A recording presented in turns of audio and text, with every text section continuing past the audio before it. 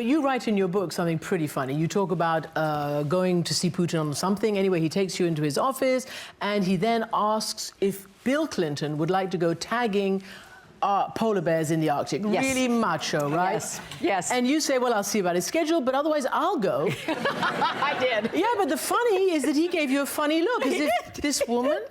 Yes, yeah, right? well, he and I have a long-distance verbal volleying relationship. You know, most recently, the volley came from him, and I've been trying to return it to him. That was over Ukraine? It was over Ukraine, and I have criticized him for the invasion and annexation of Crimea and the continuing destabilization of eastern Ukraine, which I think is very dangerous and just plain wrong in 2014 for European countries to be doing that. And also that I believe Russia has missed a great opportunity to really modernize its economy, not be dependent upon oil and gas, open it up more so it's not just, you know, in the possession of some of the oligarchs and cronies of Putin and so much else. Yeah, so he and I go back and forth. But that was a moment when I was able to make a connection with him, and that's why I write about it, because he always comes with an agenda. And if you ever see him on TV or in pictures, you know, he sits, you know, very kind of in a very aggressive way, and just listens and sort of stares at you, and he never really agrees or has anything like a back and forth conversation. It's very dismissive.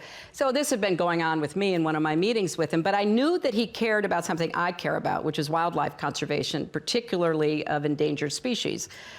So I, out of the blue, we were talking about something that he was not happy to be talking about, and I finally said, well, you know, President Putin, I understand that you are trying to save the tigers and the polar bears and other endangered species, and he came awake. He sat up, he said, come with me. He marched me out of the room. We went down the stairs, down the long hall, into an office that surprised all of his security people who jumped up, into an inner sanctum, just he and I, and we went way at the back of this room where he had this enormous map of Russia, and he said, let me show you where those endangered species are. And he was telling me about the tigers in Siberia and the polar bears and all of that. And then he said, I'm going to go up and tag them, and do you think your husband, Bill Clinton, would like to come? And I said, well, I don't know, I'll ask him, but he's pretty busy. But, you know, I'll come if he can't. It was not reciprocated. Yeah, but that's my point. If you were president and a woman, it would be weird to deal with him, do you think? No, because I think you have to deal with him with a combination of patience and persistence and strength. And therefore,